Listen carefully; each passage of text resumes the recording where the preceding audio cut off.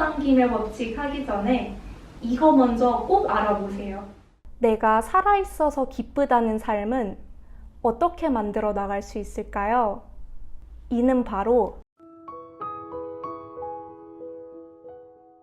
여러분은 삶에 대한 충족감, 만족감이 어느 정도라고 느끼시나요?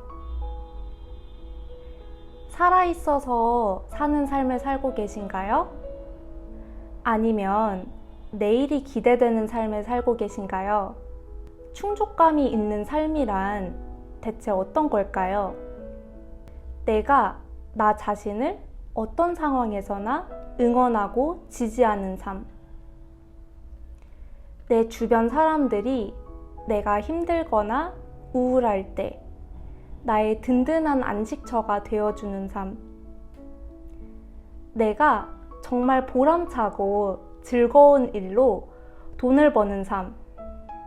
하루를 마무리하고 잠들기 전에 내가 나여서 다행이다 라고 느끼는 삶.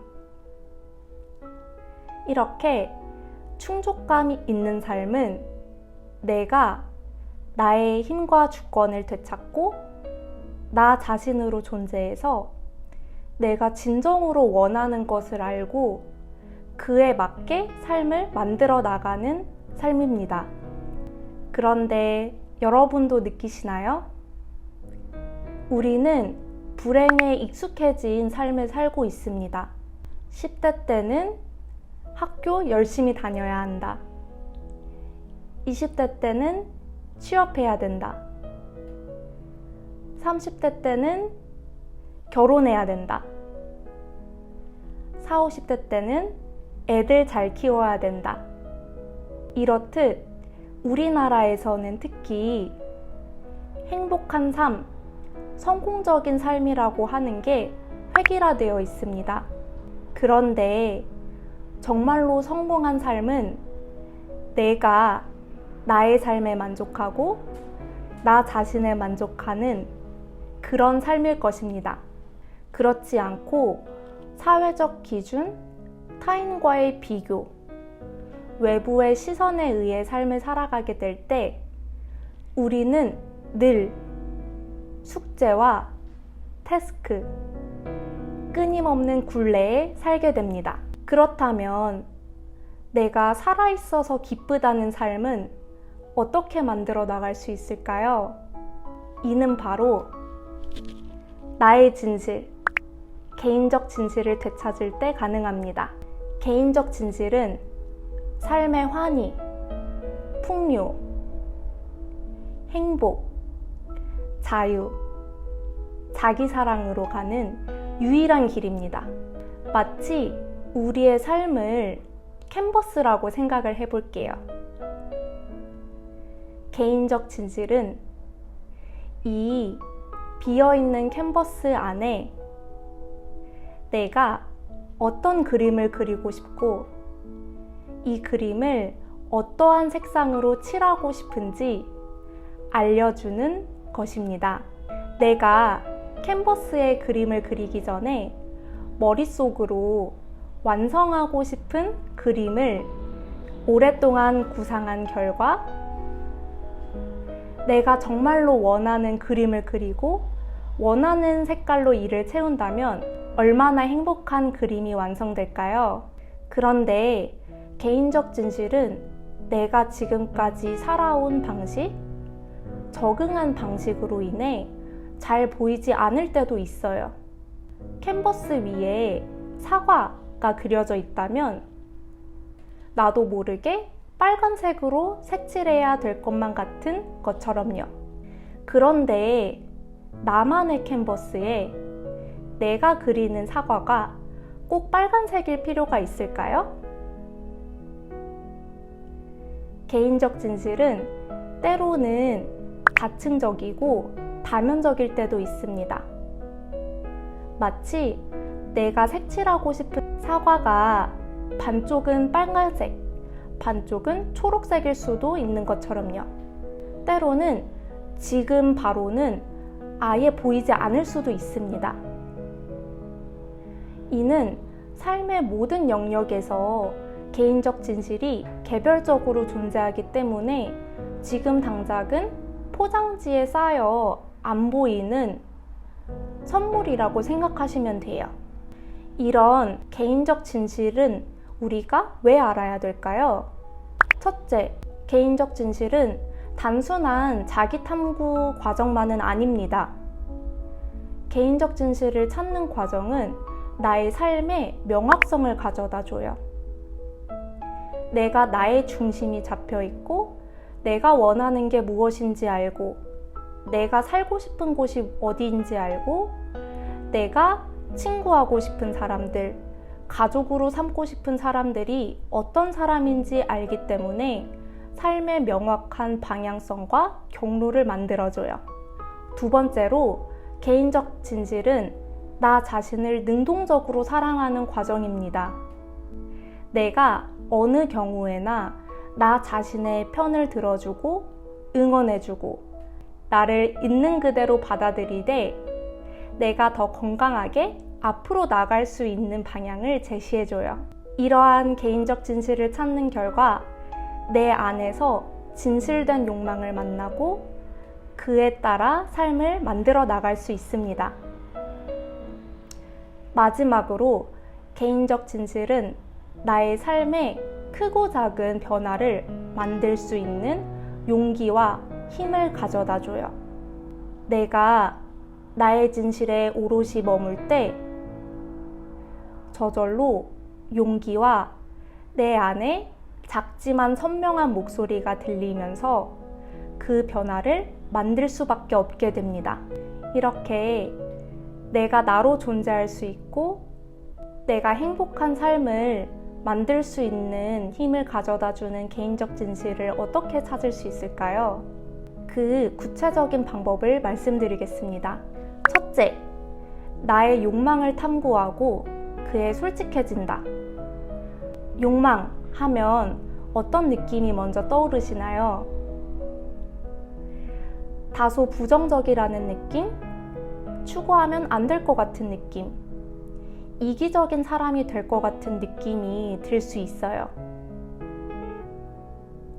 이런 느낌이 드는 이유는 우리가 어렸을 적 순수하게 우리의 욕망을 쫓아갔을 때 그 욕망이 충족되지 않았던 상황에서 그 고통스러움을 넘기고자 내가 나 자신에게 하게 되었던 이야기입니다.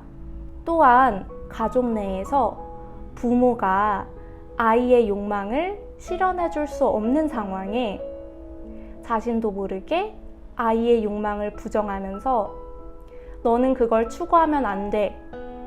우리 집이 은행인 줄 알아? 왜 이렇게 너만 생각해? 라는 이야기를 하게 됩니다. 그것을 내재화한 아이는 자신의 욕망이 타당하지 않고 욕망을 추구하는 것은 이기적이라는 인식을 갖게 됩니다. 이것은 일부 사실이기도 해요. 건강한 욕망을 추구하는 것 대신 나 자신만 생각하고 타인은 고려하지 않는 나는 이기고 타인은 지는 그런 사회 구조 속에서 욕망을 추구하는 현상들 때문에 우리는 욕망이 나쁘고 이기적인 것이라는 인식을 갖게 되었습니다. 그런데 건강한 욕망은요, 내가 나한테 좋은 것을 추구하고 동시에 타인도 고려하여 모두에게 도움이 되는 것입니다. 이는 마치 이 세상이라는 완벽한 그림 속에서 내가 있어야 하는 자리를 찾고 시대적 부름에 응하고 그럼으로써 나 자신으로 존재함으로써 타인에게, 세상에게 도움이 되는 방법을 찾게 해줄 수 있는 방법입니다. 두 번째, 나의 감정을 탐구하고 이에 솔직해진다. 감정은 나에 대해 가장 잘 알 수 있는 정보예요. 어떤 종류의 정보냐면, 첫째, 나의 개인적 진실을 알 수 있게 해주는 정보. 둘째, 나에게 치유가 필요한 부분을 알 수 있게 해주는 정보입니다.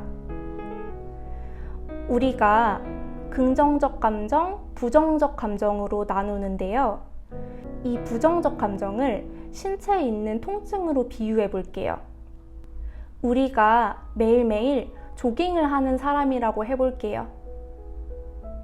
그런데 오늘은 왠지 다리가 아픈 거예요. 이 통증은 두 가지 정보 중 하나를 담고 있을 수 있습니다.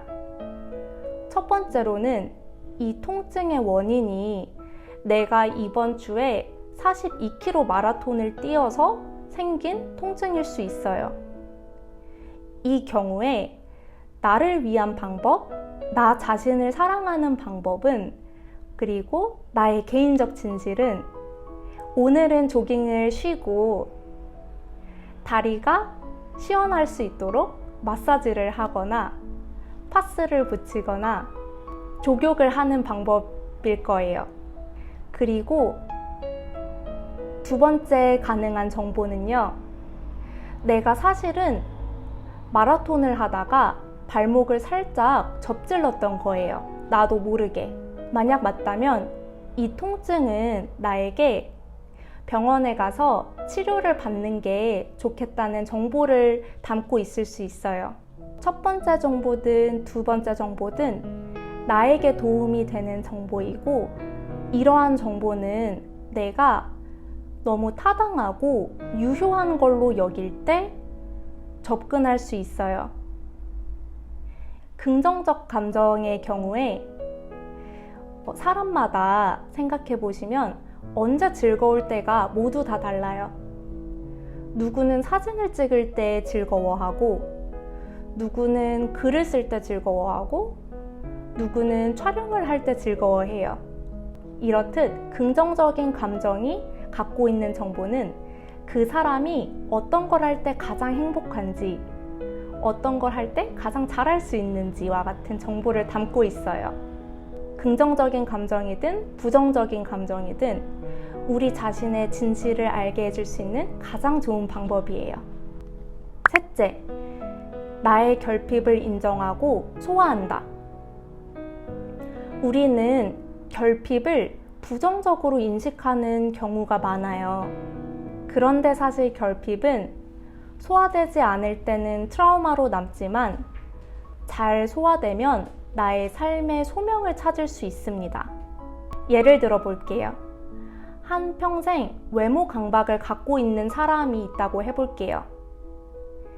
이 사람은 외모에 대한 결핍이 생긴 것은 아주 어릴 적이었습니다. 자기보다 훨씬 이쁜 언니를 두었기 때문에 사람들의 관심과 애정이 모두 언니에게 향했을 때 그때마다 비참하고 슬퍼서 이러한 외모에 대한 결핍이 생겼어요. 그런데 이 결핍은 언니와의 관계에서만 끝나는 게 아니라 내가 성인이 되어 독립한 이후에도 계속 같은 굴레처럼 그 여성을 따라다니게 됩니다.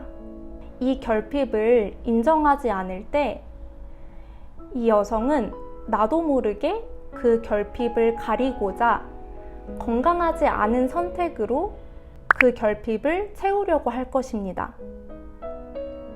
그런데 만약 이 여성이 자신의 결핍을 인정하고 그동안 얼마나 서럽고 비참했는지 감정을 소화하고 건강하게 자신의 중심을 되찾으면 어떻게 될까요?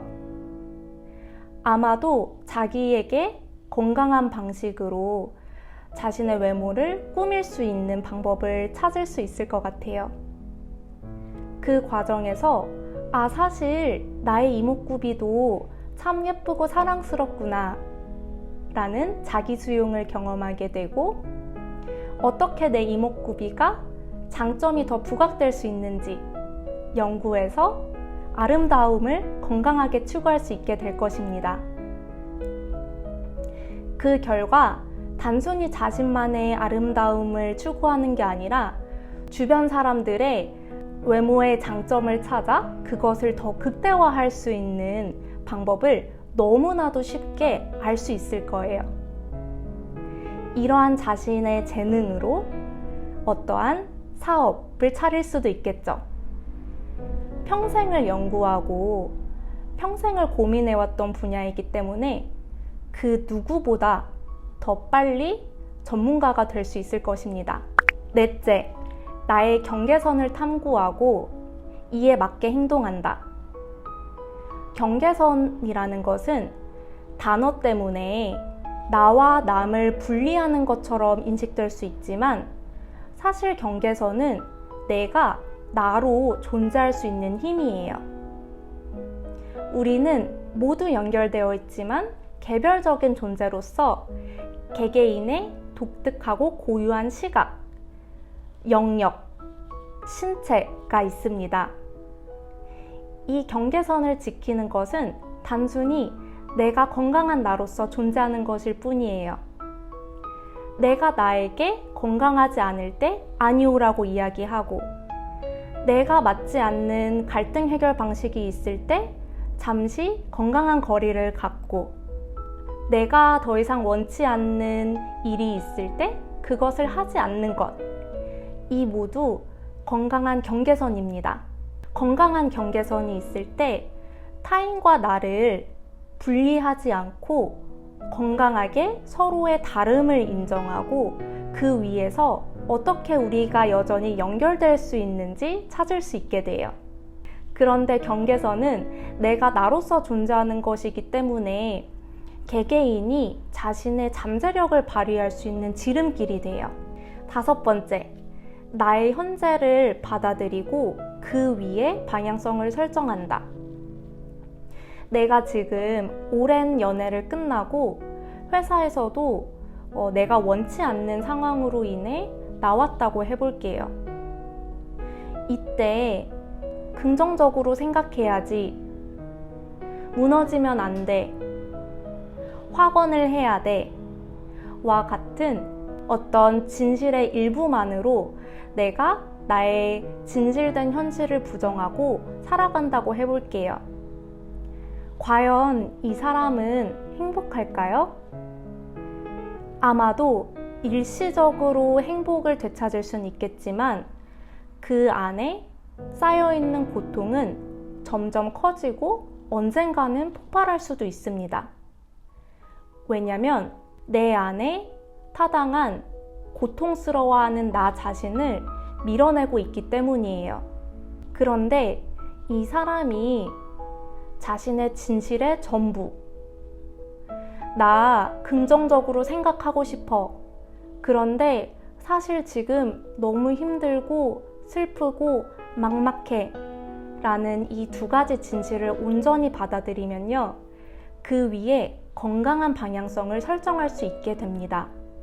주변 사람들한테 도움을 청하거나 지금껏 연락해보지 못했던 하지만 나를 소중하게 여겨주는 친구들과 다시 만남을 시작하던가 자기에게 필요한 도움을 찾을 수 있을 것입니다.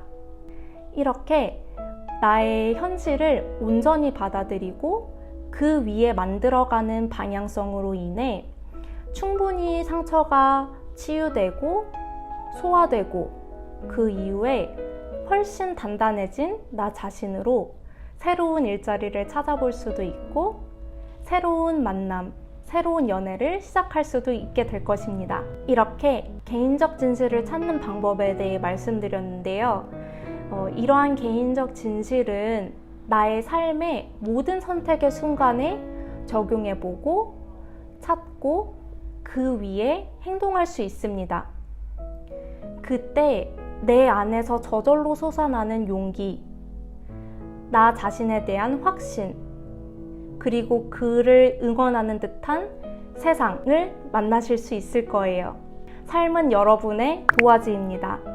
그리고 개인적 진실은 여러분이 진정으로 그리고 싶은 그림과 칠하고 싶은 색깔일 거예요. 여러분은 어떠한 그림과 색감으로 캔버스를 채우고 싶으신가요? 여러분의 진실을 응원합니다. 당신의 진실, 삶을 위한 공간.